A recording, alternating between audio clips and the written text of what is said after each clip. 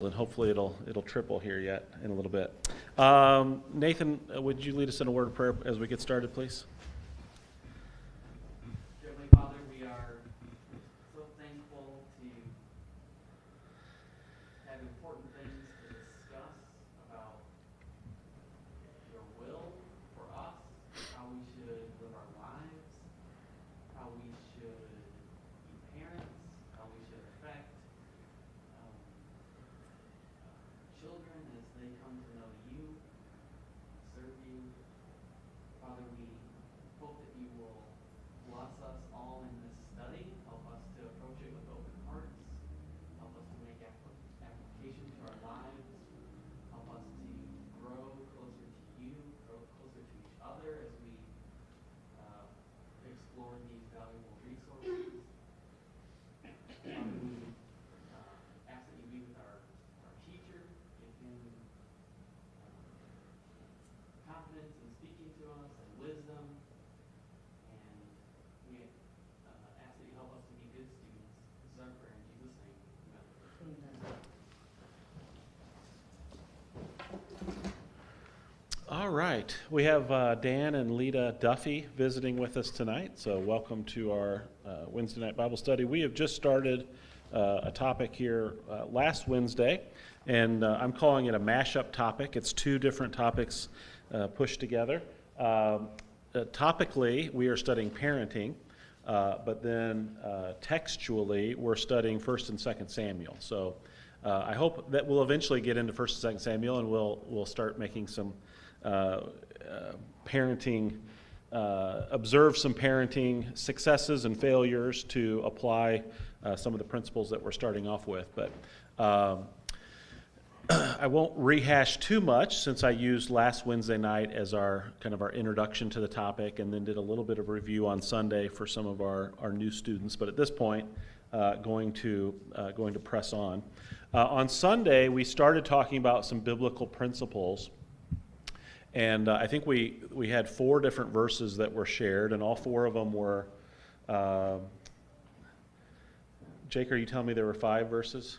No, sorry, I have a bad arm touching my wrist. Okay, all right. I thought, wow, he's got a great memory if he knows exactly how many verses we covered on Sunday. Like, that impressed me.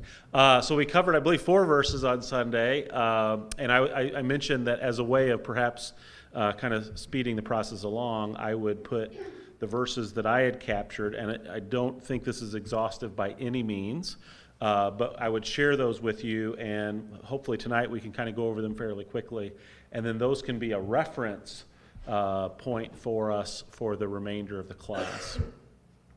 So with that in mind, I'm going to ask for some volunteers here, or a volunteer, to pass out a sheet to everybody. I think you got more than enough there. So just one sheet per. And so you may remember I mentioned, be thinking of principles, passages in the Bible that address parenting, that introduce principles of parenting. And the reason behind this is sometimes parenting classes or classes on marriage or family, we can quickly get into, well, I read this book, and this book says this, and this study says that, and we kind of get too far away from the biblical teaching, and I want to make sure that we establish that first and foremost and reference that throughout our conversations over the course of the quarter. So that's number 1. Number 2, I mentioned as you're looking up passages about parenting, you'll probably find that they can be grouped into a few categories. There's a number of passages that are written to parents. Instructions, commandments. This is, parents, you need to do this. Maybe it's fathers, maybe it's mothers. There's another set of passages that are really written to children. And those are also valuable because they speak to, in some ways what parents should be doing or what the children's response to the parents' efforts. And then to a lesser degree, there's going to be passages that we would say deal with the instruction of children, but it's not to mom and dad. Maybe it's to grandparents, or maybe it's just to general others. And I think it's important that we make note of that. because one, it's in there, and we should be aware of it. But two, also, obviously, not everyone in this study is a parent, and so we want to make sure that we're making application for all of our students. And then finally, there are just principles in the Bible that we would say, we need to be mindful of these in all aspects of our life. It's a principle that that should permeate every responsibility, every area. And when it comes to parenting, that's very much true. And so we want to make sure those are captured. So as you're looking at the sheet now, you see how I organize them to parents, to children, to others / grandparents, and then to general. And again, not exhaustive. I would hope that each of you would have some verses that you might say, hey, I had this on my list, it's not on yours. We go ahead and add it to that list. You'll see I left a few spots. The reason, this was actually a suggestion from David I mentioned about sharing this with you, but he mentioned numbering them so we can refer to them throughout our discussions. And I liked that idea that as we talk about Elkanah and Hannah, Samuel's parents, we can say, hey, what were things that Elkanah and Samuel did well? Or what were things perhaps that they failed to do? What principles do we see at play in this story? Or Eli with his sons Hophni and Phinehas, they didn't turn out good. What were some of the things perhaps that we would say biblical principles that were lacking in their upbringing that probably contributed to the way that turned out? So my hope is that you'll keep this with you, put it in your Bible, just bring it with you to class. So as we're having our discussions, you can refer to it. And again, it may be something that we, as an exercise to reinforce the biblical principles that we reference throughout class. A couple other things. I've mentioned ground rules a couple times. I've mentioned the inspiration for this study partly has been comments made in my presence by older Christians over the last year or so that have really, some have really stuck with me and that I've thought a lot about.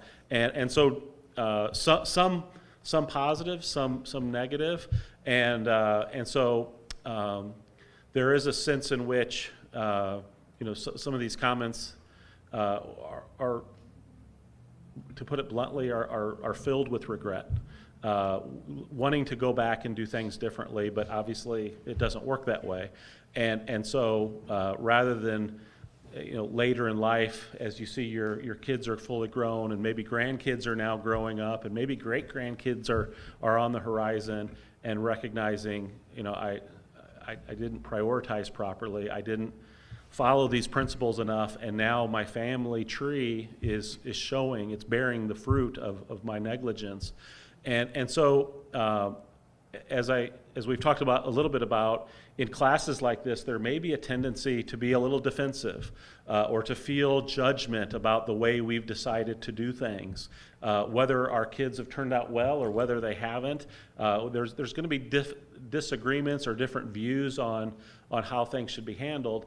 And my encouragement to all of us is that we try to set aside that defensiveness, that we try to come at it from a standpoint of maybe asking questions or sharing things that maybe, I kind of facetiously asked on Sunday, who here, has this parenting thing completely figured out? You're perfect parents. And of course, no one raises their hand. So we all can learn. And I think sometimes sharing our mistakes is something that can help people who are earlier in the process. And so I wanted to highlight a couple things. One was Jake shared something. Everything seems like last Wednesday to me, but I know we had class on Sunday. I know we had some good discussions, but somehow it all in my mind happened a week ago Wednesday night. So I don't know when he made the comment, if it was last Wednesday or if it was on Sunday, but he prefaced it, and I hope I'm not picking on you, but he prefaced it because I might be sharing a little bit too much, but he went on to say, maybe as a teenager, disrespectful to mom and dad, and they said, hey, you're going to read Proverbs and you're going to pay special attention to passages that talk about children and parents and so forth. And that's something that stuck with him. We don't have to, ask him, well, how did that turn out? Not that one event is the sum total of David and Robin's parenting, or it perfectly describes Jake's,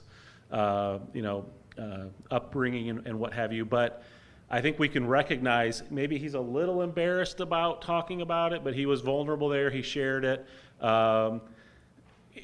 Sometimes when I hear my kids or Shannon telling other people how I handle the situation, sometimes when I hear it described, I get a little nervous. I'm like, oh, that doesn't sound quite like I wouldn't tell it that way, I didn't remember it being maybe so extreme or what have you. But I've done some extreme things as a parent. And again, my hope is that this is a safe place that we can share, be vulnerable, and again, benefit from each other's experiences, good and bad. So I appreciate you sharing that. You kind of modeled that, sharing something that that doesn't necessarily paint you in the best light. Of course. I've got more. Okay, I was going to say again, all those of us who were not disrespectful to our parents as a teenager, raise our hand. Obviously, it wasn't this huge admission, but the point is, again, it's that willingness to share. So I appreciate that. And of course, he talked about all of the rod. Not all of them, but he referenced the rod passages in Proverbs, and I think that's a perfect illustration where the rod can be corporal punishment. It can be a spanking, but it can also be, an assignment to read scripture or to do a report on a certain topic. It can be a lot of different ways, and I appreciated the creativity of, and it's those types of real life examples that might, I need to try that, or that's a good idea. I haven't thought of that. And so I hope that's the type of class culture that I'd like us to have, is one that we're willing to share. And then I wanted to share something else that I heard today, and I just loved it. And it reminded me of when David said, Bill, you don't mean what you just said. And of course, when he said that, I had that moment of, oh no, what did I say? But of course, I was making the point that I think it's a growing philosophy right now that parents kind of take a hands off when it comes to spiritual matters, and that when the kid becomes 18 or an adult, they can choose for themselves if they want to, choose a religion, if they, is spiritual things are important to them and all that stuff. I'm not going to brainwash them by teaching them my religion. I'll just take a hands-off approach. And I stated it in a very, no, we don't do that. That's not God's will, that you just let them choose. And of course, if you take that to, the literal interpretation of what I'm saying is, we don't let our kids choose for themselves if they're going to have faith or not, or what they're going to believe in.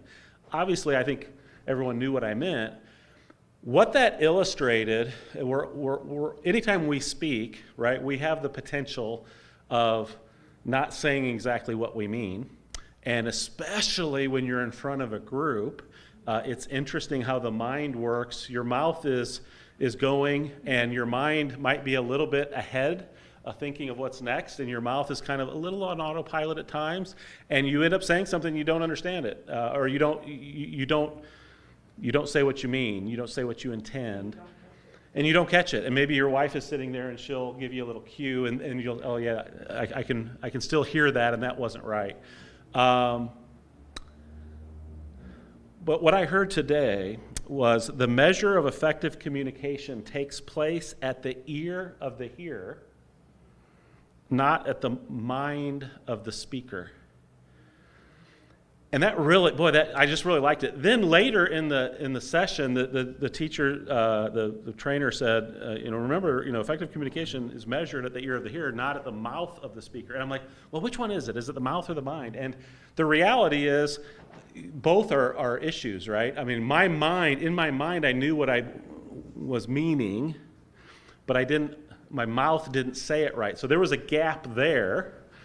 But the reality is, even if I say it exactly the way I intend to, ultimately, how effective it is can't be measured just at what I said, but at what you heard and what you understood. And so I want to, especially in a topic like parenting, where again we might have there might be some sensitivities. If I say something that you're like, I disagree with that, or I don't like what you said, or I want to challenge that or question it, whatever, I want to encourage you to say, hey, this is what I heard. Is that what you meant? And if so, can you explain that? I'm not sure I agree with that. I welcome that. I encourage that.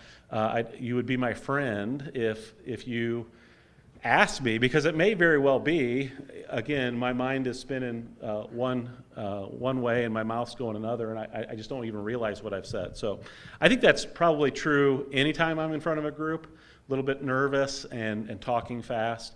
But I think it also can be true even when we're relaxed sitting in the pew and we make some comment, and maybe later somebody says, did you really mean that? And you really, did I really say that? That's not what I meant. So again, the idea of this class is to hopefully, I'm hoping for a lot of participation as we've had the first couple classes, and with that kind of a graciousness in our listening and communicating with each other. All right.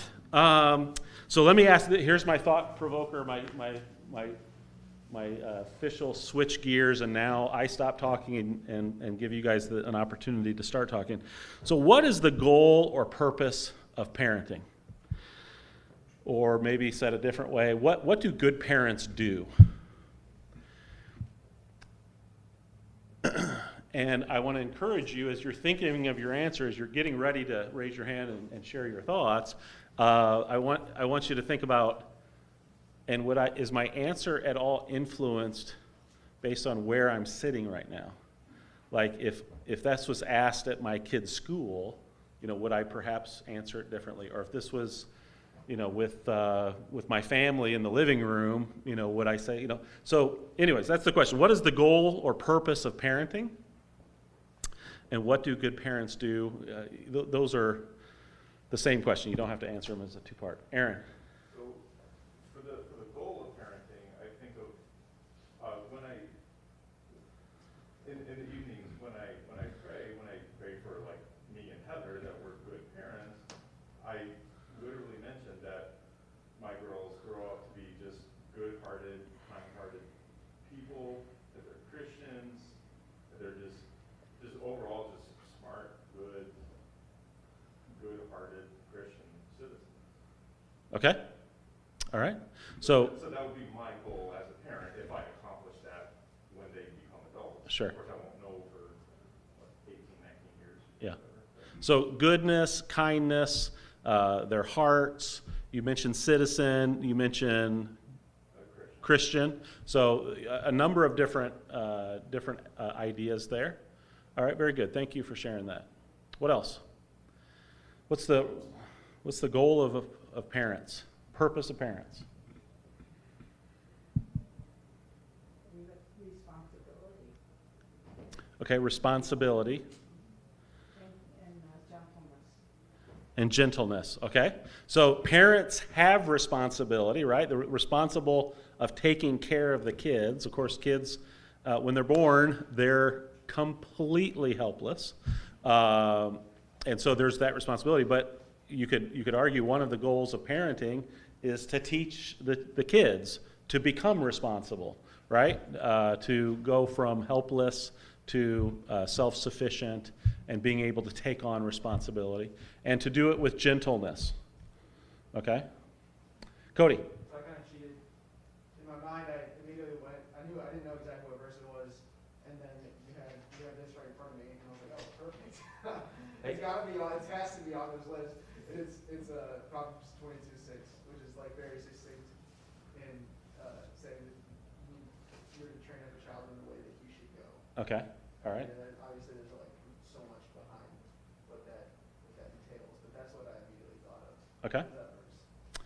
Yeah, and of course, there's different theories as to what that means. I think the most obvious level is the context of the way he should go is referencing going towards God, a relationship with God, and I think the context helps with that. But yeah, there is a lot packed into that.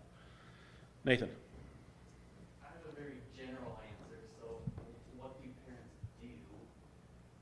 They love their children. I think a true parent loves their children, maybe even unconditionally. And what is the goal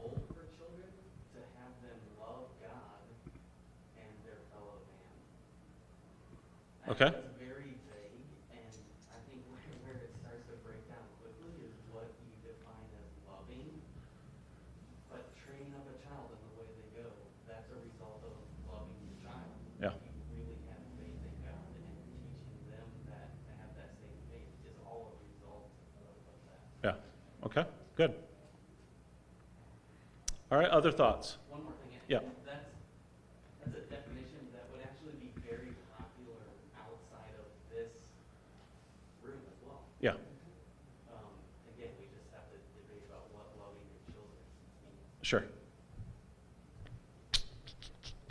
Yeah, another thing that I heard in this training that I was in today was, if I'm being nice, I'm not being nice. And I think that kind of, there's very few people who would argue that parents shouldn't love their kids. That's not where the disagreement takes place. The disagreement takes place on, how do you define love? And that's where, again, some people think of love as positive and happiness, and and they tend to try to give the child whatever the child wants. Few punishments, few corrections, let the child be happy. And then there's another side about it that says, well, if I'm being nice, I'm not being nice. If I love you, I may do things that you don't like, because that is the most loving thing. Again, I didn't, to prepare for this class, I didn't go back and interview some of these people that made these various comments to me and say, hey, I'm curious, do you think that your parenting style that you now regret, would you describe that, were you loving, or would you say now I wouldn't do that to people who are really, struggling with their situation and try to get them to, open up and analyze it and so forth. But my guess is they're if they were to reach that point to be able to kind of do an autopsy of their parenting, they might say, I thought I was giving the child what the child wanted, and I thought I was doing it out of love, but I realize now that wasn't in their best interest, and it would have been better for me to, the tough love that we sometimes talk about. Aaron. I remember years ago before I became a parent that they're saying, like, you should love your kids, but you shouldn't necessarily be their friend. In the case, like, with your friends, you're only worried about, let's do fun things, let's hang out. And, for my friends, if I see them doing something they're not supposed to, I might, be like, hey, I don't want part of this. That's normally where that stops. But as parents, we have a role to, we are responsible for your upbringing. If I don't correct bad behavior, bad language, or whatever you did, that's not Christian, that's not nice. If I don't correct it, then, then I wouldn't meet my goal of them being nice, kind-hearted Christian, women. And so there's a difference between, I don't feel you should be your kids' friends, you should be, their parents, and there is a distinct difference. Yeah. I mentioned a few weeks ago that my dad and my brothers and I went and spent a long weekend on Lake Michigan and just hung out together and told stories and reminisced and had a great time. And my dad told a story about Vic Hoopegardner, a neighbor who had 9 kids. And when we moved to the neighborhood, I was 1, my brother was 3. And this man was not a Christian. He wasn't a very religious or spiritual man from all indications that I knew of. But he gave my dad some advice that my dad says was some of the best advice he got, and that was, don't try to be your kid's friend. Your kids can have lots of friends, but they only have one father, and that's your primary job. So be their father. Don't try to be their buddy. Don't try to be their friend. And that was something, as a young father who, my dad lost his dad when he was 8. So my dad really didn't have very many memories of his father. He didn't go through the teen years. He didn't have someone to ask about being a young father. At least he didn't have his own father to talk to. And so, here's somebody who gave him some advice that kind of changed his direction, and it's something that he while he may not have wanted to do it initially, he recognized there was wisdom in that. Your kids can have lots of buddies, lots of friends, but they can only have one dad. All right, Jake. So I don't know if I have an answer to that question, but I will say this. There's always lots of jokes when you're having a baby, and it's like, they don't come with an instruction booklet and stuff like that. And when Alyssa was pregnant and stuff like that, I didn't really think much about that. It was just like, I got this, whatever. And Finley was a C-section, and so after she was born, they were taking care of Alyssa. They took me and Finley, who was, literally a few minutes old, into another room, and the nurse handed her to me. I held her for the first time, and the nurse said, "All right, I'll be back in 45 minutes. They'll be in here in about 45 minutes." And she walked out. And first of all, I was not at that point in my life. I had never held a newborn baby, let alone one that little. And I didn't consider myself a big baby person. And I would like to say that, you hear fathers say that they had this moment where it's like, they held their kid for the first time and it's like, oh, I felt like a dad. I sat there for 45 minutes absolutely terrified, like not moving for 45 minutes, and it was not fun. And I remember thinking during that time, like how scary it was. And I truly believe that our most important possession is our soul. Jesus says, "What should it profit a man if, he gains the whole world but loses his soul?" And then I was holding in my hands the soul that I had brought into the world. And there's no instructions. But are there? And so there's no instructions for necessarily how to be a parent, but I think there's instructions for how to live your life and how to take care of your soul. And so I think when you say, what is the parent's main job? We don't have instructions, I think, for how to do all the little parenting things, like how to change a diaper and stuff like that, which at that moment is what I was thinking about. But I think we do have instructions for how to help guide them into truth and into being saved and to help their souls. And I think that that's the Bible, and I think that's the example that Jesus set. I think that that's comforting as a parent to think, some people out there who don't have this, don't have instructions at all. And they're just, I think we have instructions. Yeah. Okay. Thank you. All right. Other answers to the question. Shannon. So I think this is maybe just a different way of saying what's already said before, but I was just thinking about a story you told related to creating appetites in our children. And so I think one of the ways that we can look at this is we need to create an appetite in our children for God, for God's word, for loving God, for serving Him. And there's different ways that we can do that. We're going to create some kind of appetite in our kid, whether it's for earthly things or whether it's for spiritual things. And so that's helpful to me to think of it in that way. Yeah, she's referring to a quote that something that was attributed to a monk. And I mix it up sometimes. I always have to go back and look it up. He either said education, in its essence, is creating appetites.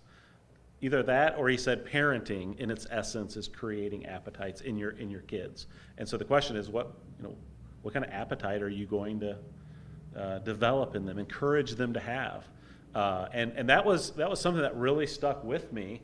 And I thought a lot about the next couple of years that after I had heard that, about really evaluating what am I encouraging my kids to fall in love with and to develop a passion for. And that's one of those sobering responsibilities that as a parent you recognize. And I think as a teacher, to think about, you're not just teaching subjects, but you're trying to develop appetites. I think there's applications, I think, in both areas. So again, in a different setting, we might, some people might say, well, what's the job of a parent? Well, to provide. to provide clothing and food and shelter, to protect. That's part of, of course, that you could argue that that's part of love. Debbie mentioned the responsibility as parents. I need to provide for my kids. I think, unfortunately, for some fathers, that's kind of what we put at the top of the list, and we kind of say that's I'm spending all my time doing that. I can't really do much else. And so the instruction or the putting them in the way they should go, well, that's not just giving them clothing and shelter and food. You've got to create an appetite. You've got to inform them, instruct them, spend time with them, and sometimes that can be in terms of what we might think of as teaching, but it's also just in terms of being with them and living properly. That example that you have, of course, is a great teaching opportunity. There have been times as a father that I kind of regretted the fact that most people go to work and they're separate from their family, right? And over the last couple of years, we've actually had an opportunity to kind of go back to the old way, where you could work at home and still maybe have an opportunity to be with children. I worked for Aldi for almost 24 years now, and I would listen to my young boys tell people that I push shopping carts around an Aldi store. That was their understanding of what I did. They didn't. Every time they went to Aldi, that's what they saw people doing. So that must be what Dad does. He walks around pushing a cart. And there was some truth in that. That was one of my responsibilities, to do mystery shops every now and then. But and I always thought, how do I teach my kids work ethic and the integrity and people skills and all of these types of, like, how do I teach my kid this when all I can do is tell them about my day? I can't do it side by side. And I was kind of envious of. It's just the grass is always greener, right? Just kind of envious of the opportunity that maybe past generations had with a lot more time together. But the main point I'm trying to make is I think fathers have to press way beyond, parents have to press way beyond just the providing of physical, physical material things, right? Yeah, we all agree with that. So what else would we say is on that list? We're providing for them physically, but what else? I tell Oliver all the time that I want him to be kind. Okay. And that's what Aaron said too, but that's really important to us. I say all the time, I want kind kids. And lately I've been having to say, I don't want kids that are sneaky. You don't want kids that are what? Sneaky. Sneaky. Yeah, so you think about what you want. Sure. And then how do you get there? Yeah. Yeah. And I know that's what most people have been saying too. Yeah, absolutely. And again, I think we would all agree that physical things, of course, are important, but what's more important to us is character, right? We want them to be good people. We want them to be good citizens, and we want them to be loving God and become to choose a life of faith. And so, yeah, we're interested. We shouldn't be satisfied with just those things. But then the challenge is, okay, how much time are we able to spend on those things compared to maybe how much are we spending to provide the physical things? David? So, I would add to all of these that physical and emotional security or safety ranks very high at the top because almost none of the other things, including spiritual teaching, can occur if that doesn't exist. Can you give an example or maybe expand on that a little bit? So if a child is being abused, you can teach them, the Bible and all kinds of stuff that they're not going to, they're not going to accept it. If you aren't, if they don't feel safe in the sense that you're helping them navigate some things in everyday life, or dealing with bullies or teachers or whatever, if you're not backing them, listen, I am there for you, and go to bat for them, then they're going to feel vulnerable, they're going to cave in morally, they're going to turn turn to other kids for advice. They're going to turn to other kids for connection and stability in their life. Gangs is what's happening with some of that. They're going to try to escape pain that they're feeling at home by drugs and alcohol and acting out. I'm not saying that's the only reason people turn to those things.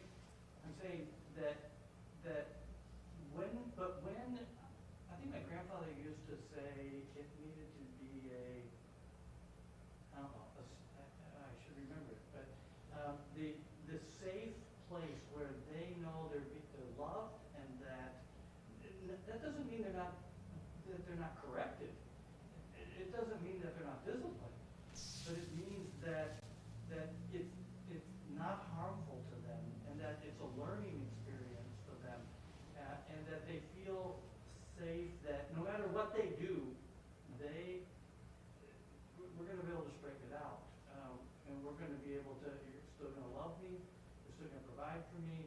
We're going to work this out. But I say no matter what. Obviously, there are times when they have to leave the home. But what I'm saying is that it needs to be a safe and protective environment where they can thrive. So materially, physically, emotionally, that protection, I think, is can't be emphasized enough. Feeling safe, that safe haven, that hopefully the home, is that to the family. Can I just add one thing? So when Josh, our son-in-law, came and asked for Krista's hand in marriage, I'd already thought it out a little bit.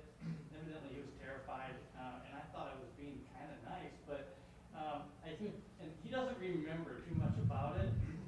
But I said, listen, as the father, I provide for Krista spiritually, emotionally, and physically. I see to it that those needs are met. I believe that's my God-given responsibility. And when you marry her, you're saying, I'm going to be the primary leader in providing for her spiritually, physically, and emotionally. Are you ready? Are you willing to do that? Yeah. And so that maybe summarizes, which by the way, they think you're married, even though I think I terrified him with that question. I'm sorry about that. No, I'm not really sorry. And so, but anyway, so that gives you a feeling of what I think about a father or a mother is trying to provide for their kids in varying degrees throughout their lifetime. I had one word is trusting, too. Trusting your children come to you and hopefully they can trust you and say anything they feel. Like say, I told my son, whatever it is, don't be afraid to tell me. And that's basically one of them. Yeah, that's part of that feeling like home is a safe place. And even when I mess up, even when I do something bad, it's still, I'm better off going and telling mom and dad and letting them help me. Is that the end of class? Okay, thank you. So I'm really enjoying the class. We're not getting to First Samuel chapters 1 and 2 as quickly as I'd like. One of the things that you'll notice as you look through the verses, I think there's only one or two that I actually finished. So I was just trying to give you enough that you could hopefully, I know what this passage is as a reference. But I would ask that you go ahead and look up these passages before Sunday. So we're not going to have time to do that in class. That was kind of on my wish list. But I would like to. Some of these you might be like, all right, that has nothing to do with parenting. So I wonder what he's going at. But really, again, the idea here is what's the principle that is talked about in this passage, and how does it relate to parenting, is what I want to make sure we have a really good foundation for. So thank you for all of your comments and for sharing, and look forward to Sunday.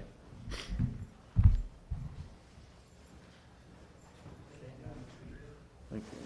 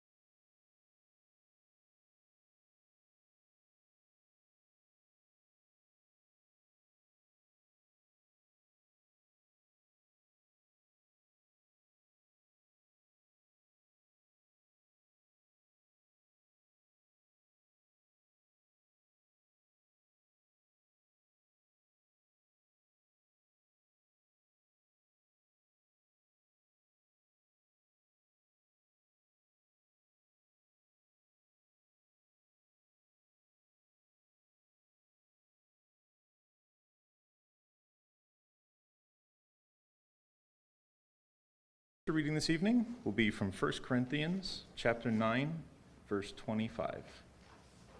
And it reads, "And everyone who competes for the prize is temperate in all things. Now they do it to obtain a perishable crown, but we do it for an imperishable crown."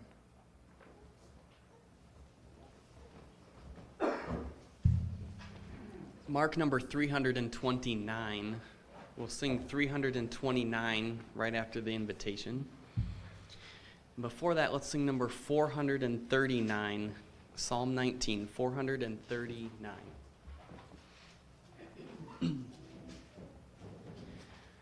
The law of the Lord is perfect, converting the soul.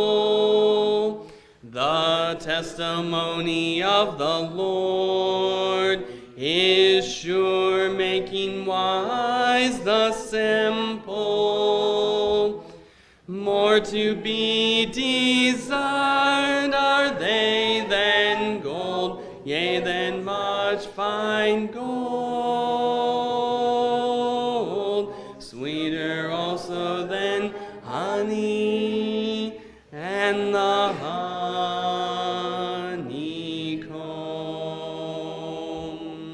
The statutes of the Lord are right, rejoicing the heart. The commandment of the Lord is pure, enlightening the eyes.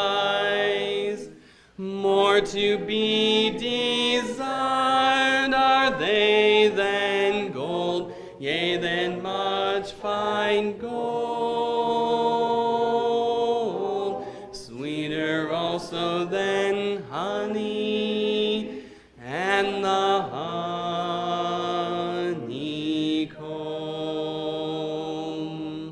The fear of the Lord is clean, enduring forever.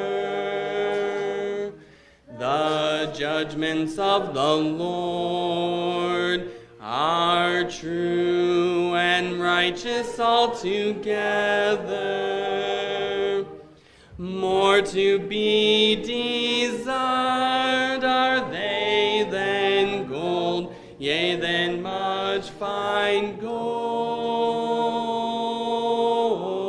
Sweeter also than honey and the honeycomb.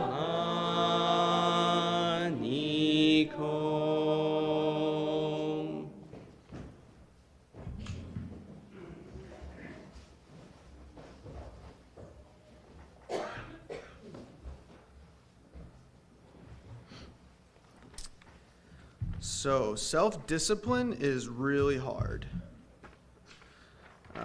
At least for me. And I'm sure if I asked for a raise of hands, which I won't, I'm sure there's some part of most of your guys' lives where you wish you had more discipline or you wish you had more willpower.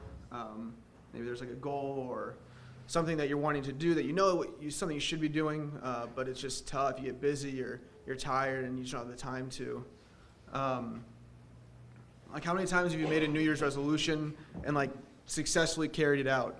I know, like, I personally just stopped making New Year resolutions because I never seemed to like fulfill it the way I wanted to, and it was kind of depressing. So I'm like, well, what's even the point? Like, for example, I've always thought the idea of running a marathon would be awesome. I ran a few smaller races. I ran a half marathon a few years ago, but I've never done a full one. For some reason, I don't know why, I just like the idea of being able to run that far is super intriguing to me. Like and the idea of being able to, go and run that long and finish, and you get a medal, and it's like the sense of accomplishment just sounds like super awesome.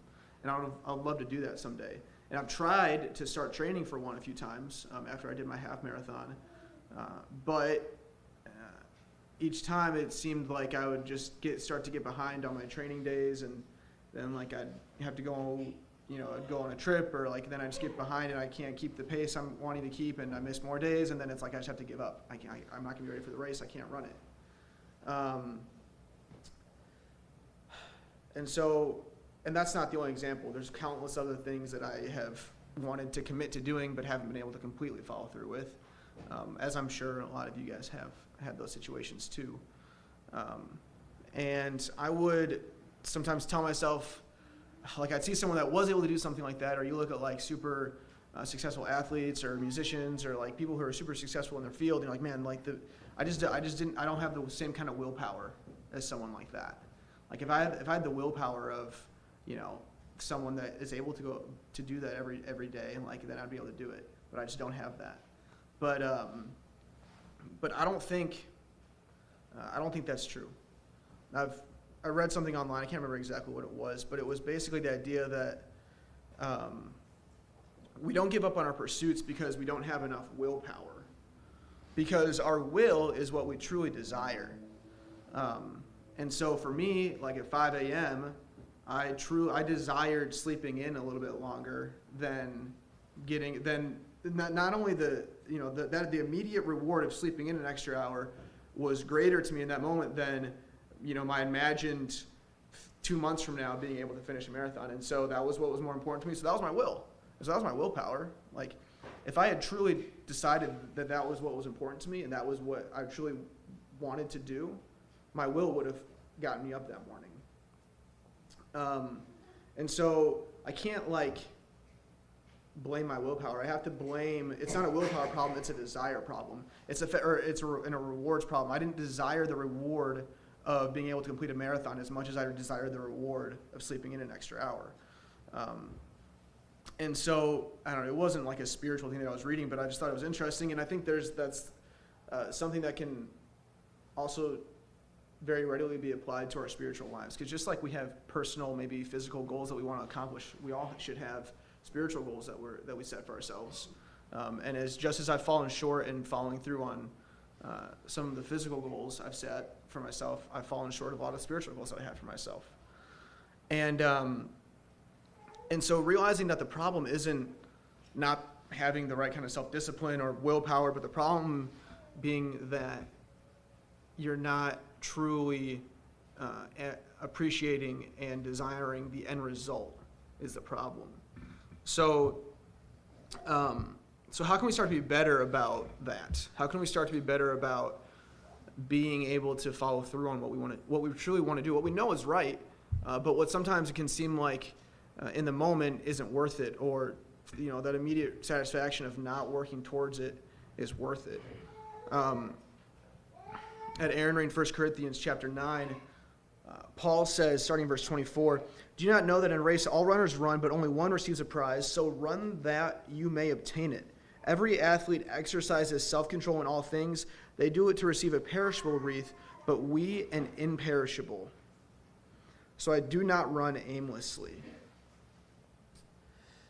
So Paul's comparing our his spiritual life. He's saying for himself. I think he's also saying how we need to be to how athletes train. So athletes, they don't have a super strict diet and train 3 times a day and put themselves through like almost torture because they like doing those things. They do it because they know that the reward at the end, like a championship or getting first place, is more worth it to them than the satisfaction, you know, the immediate gratification of not having to go through that stuff. And Paul's saying it's the same thing for us. If we truly desire going to heaven, if we truly desire being a better Christian, then we'll be able to go through we'll be able to make any sacrifices required to reach that goal. Like he says, he doesn't run aimlessly. He doesn't live his life without purpose. He lives his life with a purpose, and that purpose is to obtain the imperishable crown.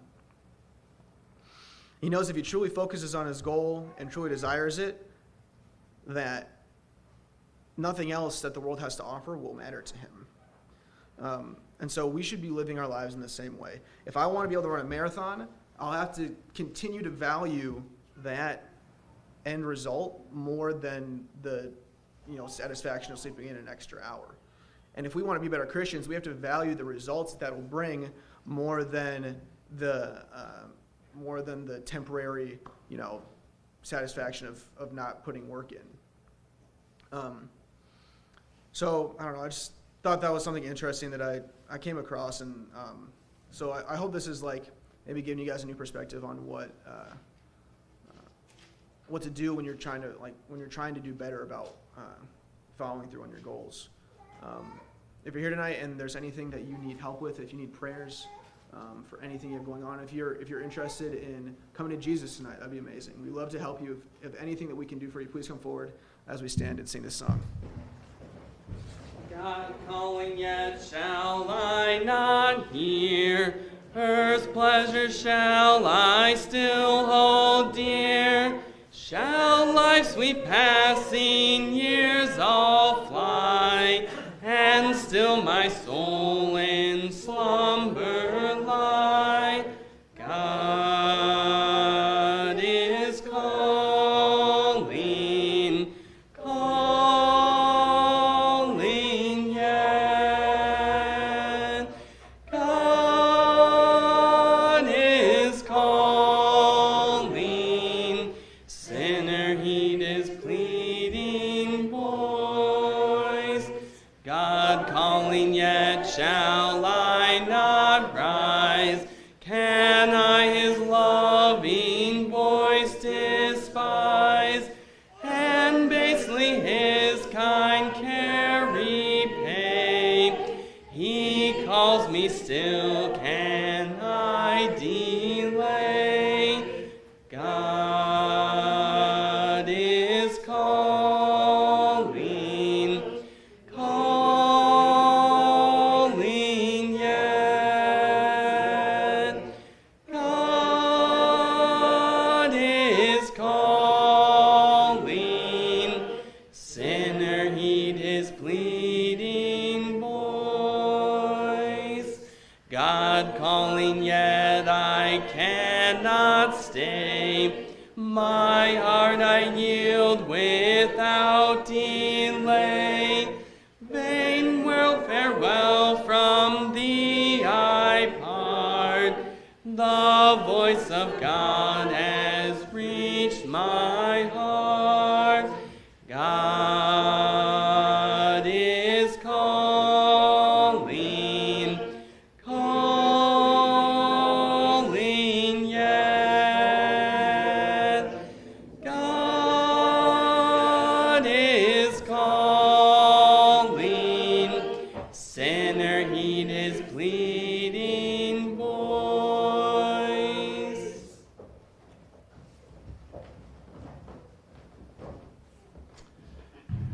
It's good to see everyone tonight. Have a few visitors with us, and we're glad to have you with us tonight. A few announcements as we dismiss. Brother Ron Gatewood had knee meniscus repair surgery yesterday, and that went well. He's feeling pretty good today. Starts physical therapy tomorrow. So let's pray for Ron's quick recovery. Ken Briggs saw the doctor yesterday. He's feeling very weak, so let's continue to remember Ken in our prayers. Also Charlene and Maxine and Tim's mom and the Slammons as they help in that situation. Tomorrow night will be ladies' class at 7:30 at Robin's house. If you have any questions about that, you can talk to Robin or Shannon about details. And then let's remember David's trip to Sierra Leone is coming up here very quickly. Tuesday he heads out, so he's in the home stretch of preparation. So let's be praying for not only his safety but the success of their time over there. Anything else before we dismiss? All right.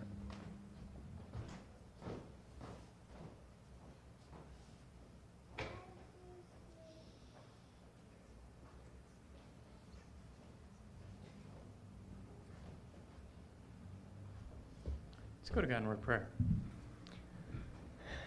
Father in heaven, you have done it again. You've blessed us with another opportunity to come together and to worship you and to study your word and to try to learn more about you, to try to grow closer to you, to try to grow closer to one another. Please be with us as we continue throughout this week. Help us to live our lives the way that we're supposed to be living our lives. Help us to be bright, shining lights, shining your light, not ours. Please help us to try to remember our end goal in this life, and that is to spend eternity with you. Please also be with those of our number who aren't able to be here.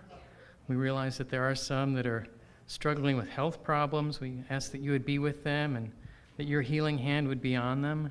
Please especially be with those who are recovering from surgery. Help them to heal properly.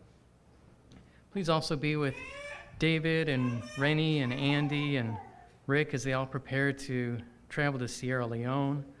Please help them to get there safely, but most importantly, please help them to be successful while they're over there.